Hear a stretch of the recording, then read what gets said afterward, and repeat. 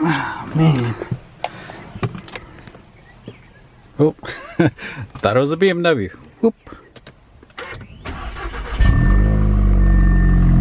What's up, guys? Welcome back to the channel. So today we're gonna be doing more of a lifestyle vlog. Obviously, we're gonna include the car. We gotta include some kind of car content. So Joy and I, we're going out to eat for Mother's Day with my mom and my family. So I'll probably record a little bit, but not too much. Just probably show you guys some of the food and see what else we kind of pick up to or get into. So trying something different. Obviously it's not fully car content related, but we got a car involved, so it's not a BMW, but it's all right. It's mine. I told her to get a BMW. I'm trying to convince her to keep my F32 while I get something else in the future, but she doesn't want to learn how to drive manual. I'm too lazy. What if I have to eat? You're not supposed to eat while you drive. You can snack, but you not. It's the same thing. You can eat while you maybe cruise on the highway. That's probably what I do. But yeah, so I'm trying to convince her to keep the F32 while I get something else. It's not fully confirmed yet, but it's a possibility. So we'll see. Esperando tu DM, pa' que invites una ronda más, pa' que su labio me desea y se repita lo de ayer. Esperando tu DM, pa' que la noche haga lo suyo, que la fluidez le gane al orgullo y que sea lo que So we just made it to the restaurant. The place is called El Patio, and once we're done, we're gonna have Joy give us a little walk around of the car.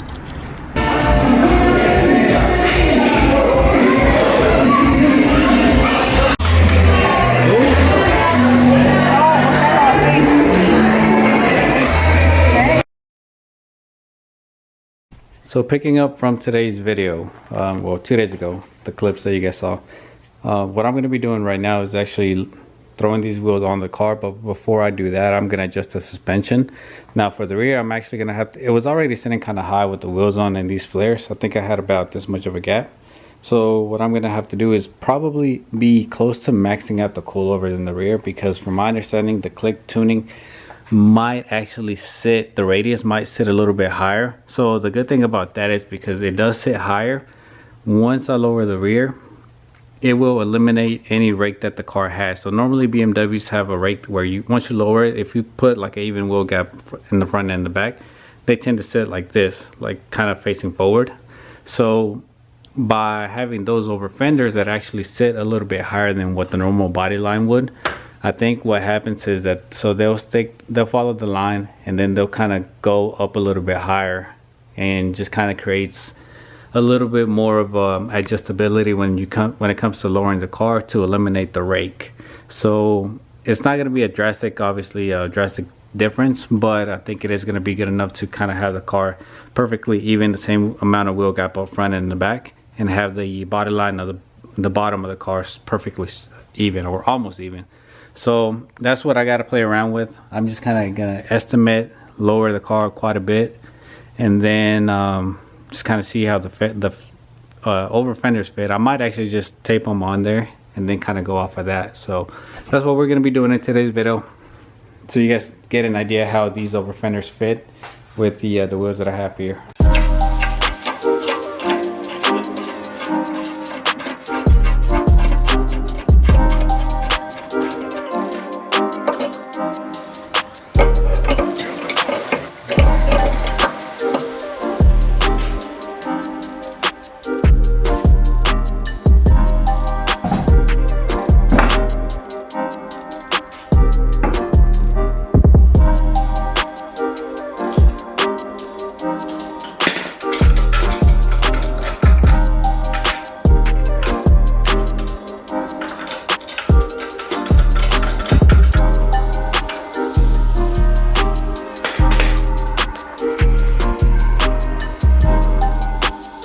So as you guys saw, I went ahead and adjusted the ride height on the front.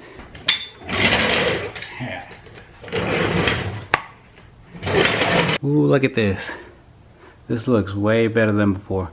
So you guys probably don't remember, and if I can, I'll try to post a picture of how the car looked. So it had a bigger gap, and right now it's got about a 1 finger gap, and I think that's perfectly fine because this car is actually going to be more of a daily than that one. Maybe I'm going to try to balance between both of them, but at least I want one car to be at least more functional than the other one.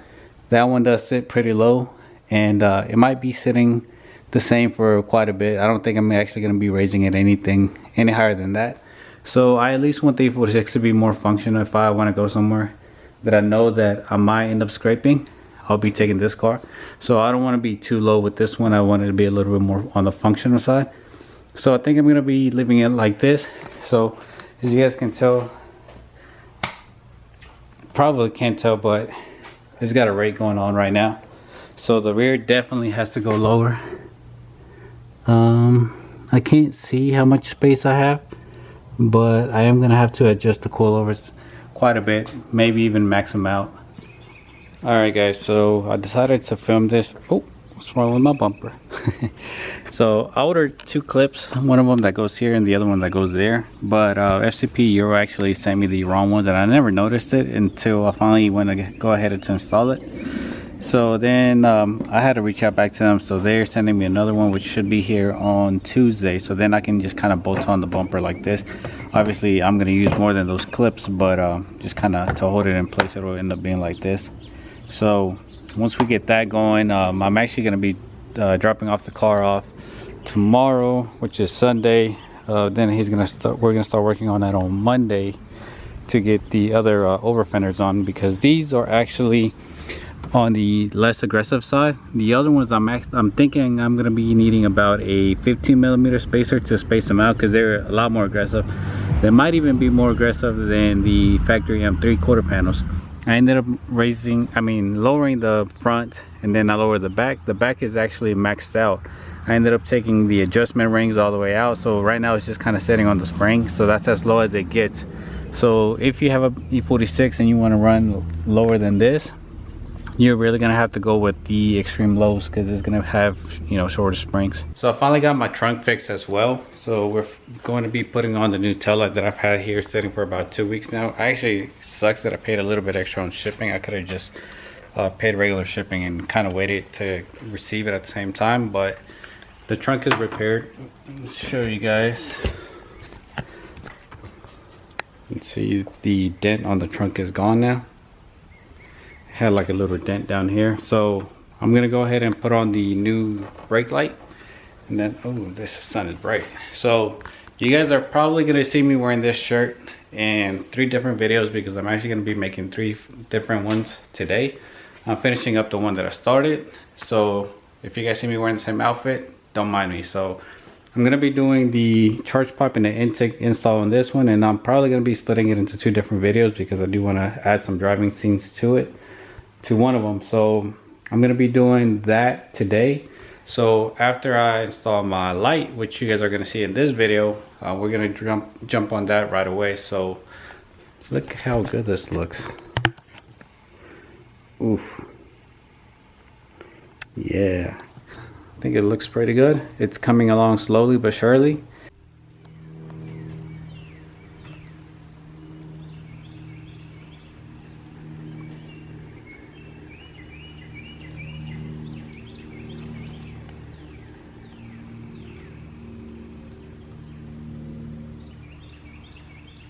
All right, I think we're good. I don't see it leaking. So I think we are finally clear to put the tail light in. I had it in there.